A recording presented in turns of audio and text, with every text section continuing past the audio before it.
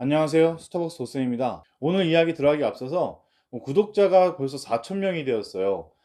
진짜 진심으로 응원해 주셔서 너무 감사드리고요. 더 좋은 영상과 자료들로 보답하도록 하겠습니다. 진심으로 감사드립니다. 그래서 오늘은 4,000명 기념 영상이라고 말하기는 좀 쑥스럽지만 수학 이야기 말고 한 명의 학부모로서 제가 했던 경험들에 대해서 말씀드려볼까 해요. 많은 분들은 생각을 하실 거예요. 제가 이제 수학 강사기도 하고 오랫동안 일을 했고, 그다음에 제 아내 같은 경우에는 이제 영어 선생님으로 학교에서나 이제 또 이제 사교육에서나 또 오랫동안 근무를 했기 때문에 당연히 교육 전문가들이라고 생각을 하시겠죠. 그런데 전문가라고 그렇게 자부하고 있는 저도 사실 한 명의 학부모일 뿐이잖아요. 소위 전문가라고 하는 사람들도 근데 실수를 굉장히 많이 해요. 그래서 오늘은 교육적 이상과 현실에 대한 이야기를 한번 해보려고 해요. 제 아내 같은 경우에는 뭐 전에 말씀드린 대로 아시는 분들도 계시겠지만 미국에서 고등학교를 졸업하고 그다음에 한국에서는 교육학 전공을 했어요. 교육학 전공자라 그런지 모르겠지만 약간 교육 이상론자였어요. 저와 연애할 때부터도 심상치가 않았어요. 항상 저한테 하는 말이 독일에 발도르프 교육을 하고 싶다 뭐 이런 말 한다던가, 영국에 서머인 학교를 너무 가고 싶다고 한다던가, 아이가 꼭 있으면 몬테소리 교육을 꼭 자기는 하겠다 이런 식으로, 저는 사실 관심도 없는데 연애할 때부터 그렇게 그냥 그런 말들을 주구장창 저한테 했어요. 전 이런 말을 들으면 그 당시에도 무슨 발도르프랑 교육을 하고 싶어 하는 것 같은데 무슨 서머이라는 지역을 가서 무슨 하겠다는 소리를 하고 있는 건가 뭐 이런 식으로 저는 그냥 웃으면서 넘겼지 심각하게 생각해 본 적이 없어요. 뭐 이런 교육 철학은 뭐 결혼해서도 계속 유지가 됐고, 심지어 아이를 가졌을 때도 계속 저한테 귀에 딱지가 않도록 우리 아이는 몬테소리 교육을 할 거다 이렇게 계속 저한테 이제 거의 세뇌를 시켰죠. 그러다 보니까 저도 자연스럽게 몬테소리 교육이 굉장히 관심이 많아졌고 막 열심히 검색도 해보고 찾아봤죠. 그러다 보니까 이 몬테소리 여사님의 교육을 시켜야 이 아이가 완전한 인간으로 성장할 것 같다는 생각이 드는 거예요. 그래서 아이가 태어난 순간부터 열심히 이제 아내랑 저랑 찾기 시작했죠. 우리 아이를 어떻게 하면 진짜 몬테소리 교육을 시킬 것인가. 물론 한국에도 몬테소리 교육기관은 굉장히 많이 있어요. 근데 저희 아내는 교육 이상론자다 보니까 그런 몬테소리 교육 센터 말고, 그냥 그런 센터 말고 진짜 몬테소리 학교를 보내야 된다 이런 신념이 있었던 거죠. 그래서 저와 아내가 진짜 몬테소리 학교를 보내기 위해서는 해외로 나갈 수밖에 없으니까 해외에 있는 학교들을 검색하기 시작했죠. 진짜 오랫동안 준비한 것 같아요. 해외로도 눈을 돌렸다고 하면은 이제 오해하시는 분들이 있으실 텐데, 아, 돈을 저 사람은 굉장히 많이 벌었구나. 근데 절대 그렇지 않고요. 보통 이제 그런 말씀 많이 하시잖아요. 엄마 아빠가 영어 수학 선생이니까 아, 학원비는 안 되겠다 그러시는데 절대 그렇지 않아요. 돈을 더 많이 씁니다. 아무래도 교육 쪽으로 더 많이 알다 보니까 이런 거 저런 거 시키고 싶은 게 너무 많은 거예요. 그래서 돈이 많아서 그런 게 아니라는 점, 뭐 이따가 또 말씀드리면서 또 그 얘기를 하도록 하고, 그래서 그렇게 해외 쪽을 많이 검색을 하다 보니까 아이가 너무 아직 어리잖아요. 그래서 이제 아, 아이랑 우리 아내만 이렇게 보내기가 조금 걱정이 되더라고요. 그 제가 좀 가시권에 있는, 저도 좀 왔다 갔다 할 수 있는 뭐 그런 것들을 살펴보다 보니 사이판이란 섬이 있죠. 섬나라 남태평양에 그 북마리아나 제도에 있는 사이판이라는 곳에, 거기에 몬테소리 학교가 존재하는 거예요. 시간도 4시간밖에 안 걸리니까 뭐 제주도 간다는 느낌으로 가면 되는 거라, 그렇게 교육의 이상론인 몬테소리 교육을 할 수 있는 학교가 거기 있다는데, 아, 4시간이 문제겠어요? 한 6시간 더 갔을 것 같은데. 아무튼 그래서 제가 아내랑 얘기를 해서 아이가 이제 23개월 정도 됐을 때 아내하고 아이하고 함께 사이판으로 떠납니다. 완벽하게 갈 수가 없어요. 근데 왜? 돈이 없으니까 전 돈을 계속 벌어야 되거든요. 그 당시 제가 수업이 가장 많은 시간대가 목금토일이었거든요. 그래서 일단은 가서 상을 먼저 보고 일단 뭐 집도 구해야 되고 차도 구해야 되고 하니까 그렇게 일단 알아보러 갔죠. 그러고 나서 상담을 하려고 처음 학교 방문을 딱 했는데 학교 그 운동장이라고, 이게 정원이라고 해야 될까요? 크지가 않아요. 아담한데 딱 정 가운데 우리나라 천연기념물처럼 엄청나게 큰 나무가 딱 자리 잡고 있는 거예요. 뭐 무슨 토토로 생각도 나고, 와, 저거 정말 멋있다 이러면서 이렇게 자연과 함께 하는구나. 크기는 작아도 되게 아담하고 되게 따뜻한 느낌을 받았거든요. 그래서 상담을 하려고 이제 저랑 아이랑 이제 아내랑 막 여기저기 찾아 들어갔죠. 근데 그 당시에는 방학 기간이라 학교에 사람이 없었어요. 그래서 일일이 들어보고 있는데 어떤 남자분이 한 분 안에서 계시더라고요. 거기 들어갔죠. 물어보려고. 그래서 상담을 받고 싶다고 제가 이제 말씀을 드렸더니, 근데 들어가 보니까 그 남자분이 이 붓하나를 들고 이 맨발로 서 계시는 거예요. 그래서 무슨 화가처럼 이렇게 물감이 여기저기 막 덕지덕지 이렇게 막 발라져 있고 막 그러면서 막 캔버스에다가 그림을 막 그리고 계시더라고요. 제가 이제 찾아온 이유를 말씀드렸죠, 그분한테. 그랬더니 막 웃으시면서 자기가 여기 교장이라고 말을 하는 거예요. 근데 너무 충격적이었죠. 아니, 교장하면 보통 이렇게 정장을 딱 입거나 수트를 딱 입고 있을 것 같고 뭔가 교장실에 딱 근엄하게 앉아 있을 것 같으실 분인데, 아니 벌써 교장이시란 분이 반바지 차림에 붓 하나 들고 이렇게 그냥 쓱쓱 그냥 그림 그리면서 되게 자유롭게 그러고 계시니까 이게 너무 멋있어 보이는 거예요. 아, 역시 뭔가 다르다 이게. 교장 선생님을 바로 뵙자마자 여긴 무조건 보내야 된다. 이런 자유로운 영혼의 교장 선생님이시면 우리 아이가 틀에 박힌 교육을 하지 않을 거 아니냐. 너무 이상적이라고 생각을 한 거죠. 그리고 그런 교장 선생님이 밑에서 우리 아이가 크면 아이의 자율성을 인정해주고 또 창의적인 교육을 할 거라고 정말 엄청나게 좋아했죠, 저희 부부가. 자, 그런 기대감을 갖고 어쨌든 상담을 시작했어요. 그런데 대기자가 너무 많아가지고 거의 대부분 중국 학생들이 엄청 많이 왔었거든요. 그래서 1년을 기다려야 한다는 거예요. 진짜 너무 당황을 했죠. 한 달도 아니고 1년을 기다리려고 하니까. 그래서 어떻게 할까 고민을 하다가 그래도 이렇게 좋은 학교에 보내는데 1년이 뭔 대수냐 해서 1년을 기다리기로 했습니다. 그렇게 1년이 지나가고 36개월쯤이 딱 됐을 때 자리가 났다고 연락이 왔어요. 그때 저희 부부가 이제 끝났다. 애 교육은 끝났다. 완벽하다 이제. 우린 가기만 하면 된다. 뭐 돈이 뭐가 중요하냐. 우리 있는 거 다 팔아갖고 그냥 보내겠다. 뭐 이런 마음으로 시작을 했죠. 그때는 그게 전부였던 시절 같아요. 그래서 그 학교만 들어가면 완벽한 교육을 받고 우리 아이가 완벽한 인간으로 성장할 수 있을 거라 저는 믿었어요. 그래서 엄청나게 많은 돈을 들여서 아이의 학교 생활을 일단 시작하게 했죠. 이 당시에는 아이와 아내가 사이판에 거주를 하고 저는 돈을 벌어야 되니까 월화수는 아내랑 지내고, 제가 그러면은 새벽 비행기로 타고 목요일 아침에 한국으로 떨어져요. 그러면 한국에 와서 바로 수업을 하러 가요. 바로 수업을 하고 가서 목금토일 수업을 하고 일요일 날 저녁 6시 반에 바로 또 공항으로 가요. 그런 짓을 거의 매주 했어요. 이 비행기 티켓값만 해도 어마어마했단 말이에요. 뭐 사는 게 좀 불편하고 뭐 이런 건 진짜 눈에 들어오지도 않았어요.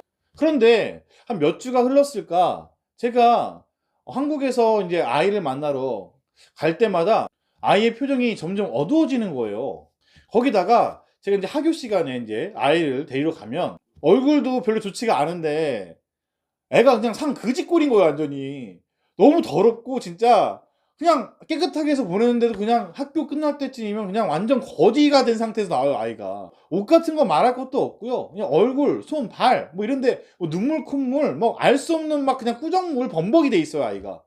그러니까 생각해 보면 그때 저희 아이는 만 3세였고 한국 나이 4살이었던 거죠. 그러니까 아직 애기였던 거예요. 그 당시에는 저희 아이 같은 경우에는 신발도 혼자 뭐 신고 벗고를 못했어요. 그래서 제가 어느 날 아이를 데려갔는데 끝났는데 저희 아이만 안 나오는 거예요. 그리고 제가 너무 궁금해서 학교 약간 입구 근처로 갔죠. 저희 아이가 신발을 못 신어서 낑낑거리면서 울고 있는 거예요. 근데 선생님이 그 앞에 계셨거든요. 그리고 제가 이제 쫓아가서 이제 도와주려고 신발 신는 걸 하니까 선생님이 단호하게 저한테 NO! 이러는 거예요. 그래서 제가 깜짝 놀라가지고 제가 이게 몬테소리 교육은 그러면 안 되는 거구나 싶어서 저도 옆에서 지켜봤죠. 아이는 저를 보고 계속 울고 있고, 그리고는 신발을 신는 것도 아니고 질질 이렇게 슬리퍼처럼 질질 끌면서 이제 저한테 와서 제가 이제 안고 데려왔죠. 그때 불현듯 깨달았어요. 몬테소리 여사님은 아이의 선택을 존중해야 한다고 했고 아이가 스스로 배우는 것을 목표로 하라고 했어요. 그래서 그냥 두고 보는 게 맞죠. 또 몬테소리 교육 같은 경우에는 반 구성 자체가 또래 집단으로 되어 있는 게 아니고요. 3살 정도의 연령대를 한 반으로 구성을 해요. 그래서 만 3세, 4세, 5세가 같은 반인 거죠, 한마디로. 동생들은 이제 형이나 누나들을 좀 롤모델로 삼고 반에서 큰 아이들은 동생들을 좀 돌보면서 책임감을 좀 키운다고 하죠. 자, 문제는 매일 그렇게 옷을 갈아입어야 되거든요. 근데 선생님께서는 일절 도와주지 않아요. 그러니까 저희 아이는 이제 신발도 못 신는 아이인데 옷도 당연히 못 갈아입죠. 그러니까 알고 보니까 그 1살 차이 나는 이 5살 아이들이 도와준다고 하더라고요. 이게 서로 돕고 서로 배우면서 교육적으로 참 이상적이에요. 그죠? 그런데 그걸 제가 제 눈으로 맞닥뜨리니까 뭔가 마음 한 구석이 굉장히 착잡해지기 시작했어요. 그런 고민을 계속했고 결국에는 3개월 다니고 그만뒀습니다. 사실 그만두게 된 결정적 계기가 있었어요. 그게 화장실 문제였었거든요. 제가 어느 날 아이를 이렇게 보러 갔는데 그 아이가 운동장에 놀고 있었거든요. 근데 거기 보조 선생님이 계세요. 그 보조 선생님이 다가오시더니 저한테 그러시더라고요. 우리 아이가 화장실에서 소변을 볼 때 참 조절을 잘 못한다고 하는 거예요. 너무 죄송스러워서 제가 미안하다고 계속 얘기를 했죠. 왜냐면 제 생각에는 뒷정리를 인제 뭐 이렇게 저희 아이 때문에 보조 선생님이 좀 고생을 하실 거라 좀 생각을 했거든요. 그런데 그 보조 선생님의 그다음 말이 저를 충격으로 그냥 몰아넣었거든요.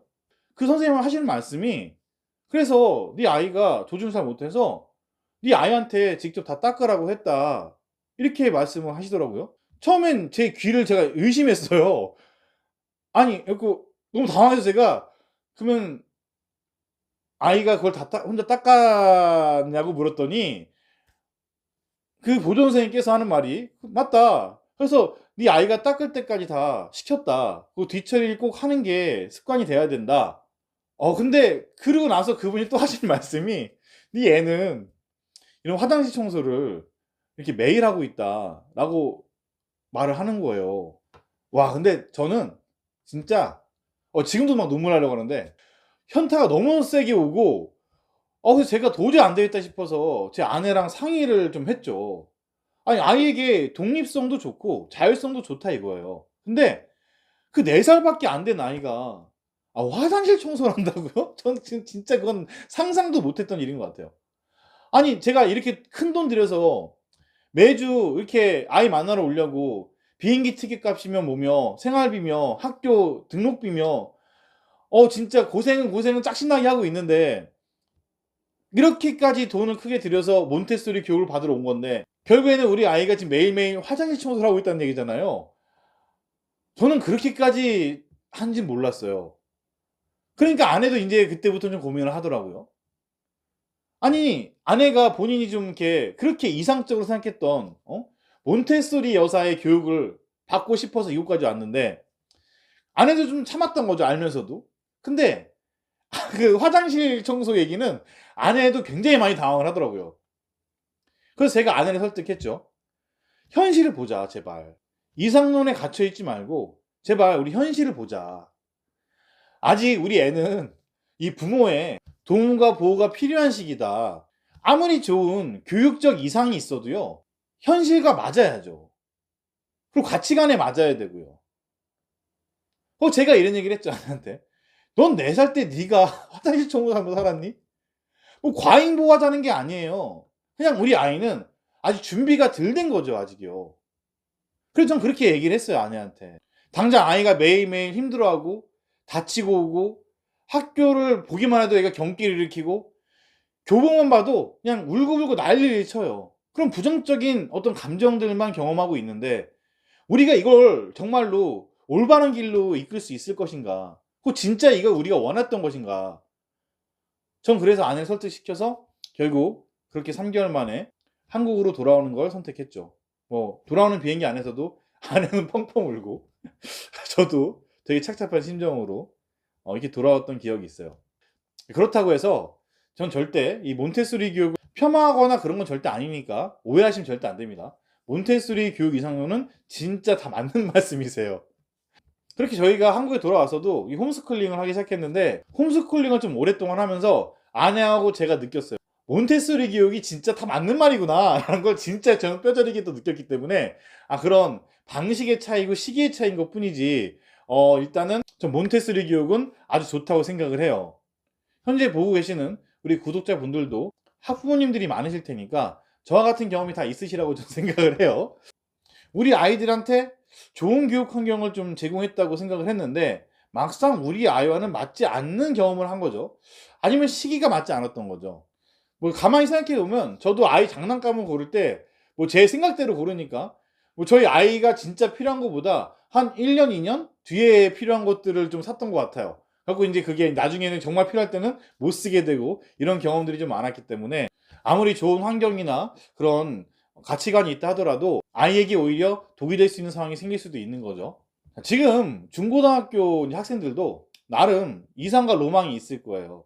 예를 들어서 뭐 이제 제가 많이 겪는 일이긴 한데 뭐 기숙학원을 딱 이제 보내면 아이가 공부를 좀 엄청 많이 해서 올 거다. 아니면 최소한 학습 습관을 완벽하게 잡아서 올 거다. 라고 좀 기대하면서 좀 많이들 보내시고 큰 돈을 좀 지출을 하시죠. 또 아주 유명한 일타 강사들의 수업을 들으면 성적이 막 수직 상승할 것처럼 막 생각하고 이제 아이들도 엄청 기대를 하고 있을 거예요, 아마.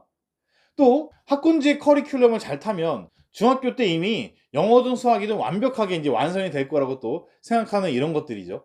기숙학원 같은 경우에는 학생이 좀 이렇게 목적성이 굉장히 강하고 좀 간절함이 좀 있는 친구들이 가야 뭐 재수생들처럼요.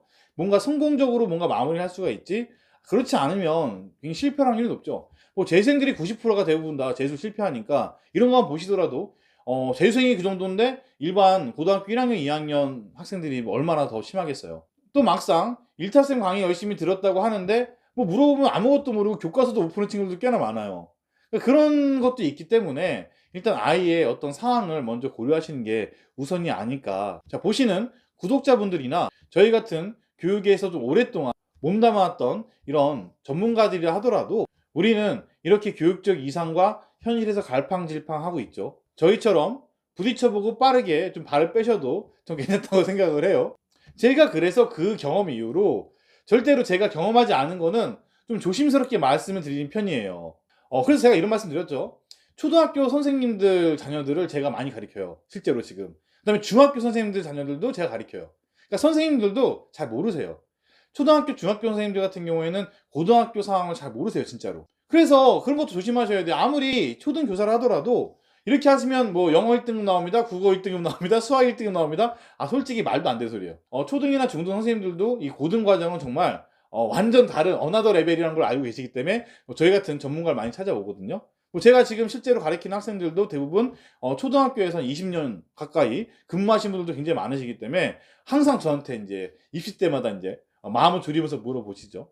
그래서 그런 것들은 조금 우리 구독자분들께서 좀 조심하시면 좋을 것 같고요. 그래서 제가 경험하지 않은 것들을 말씀드리는 거를 굉장히 조금 조심히 한다는 거 먼저 말씀드리고 싶고, 이렇게 교육적 이상을 추구하기보다는 좀 현실을 직시하는 게 우리 아이에게 정말 좀 필요할까, 잘 맞는가, 이런 것들이 제일 중요하다고 저는 생각을 하고 있어요. 이렇게 교육이 쉽지가 않아요. 모두 시행착오를 하고 그렇게 또 부모로서 하나씩 배워가면서 성장하는 것이겠죠. 오늘은 제 4,000명 구독자 기념 영상이라 말하기 뭐하지만 그 기념으로 저희 가족 이야기를 들려드렸습니다. 이번 영상은 여기서 마무리하고요. 다음 영상은 더 좋은 영상으로 수학 얘기로 찾아오도록 하겠습니다. 네, 감사합니다.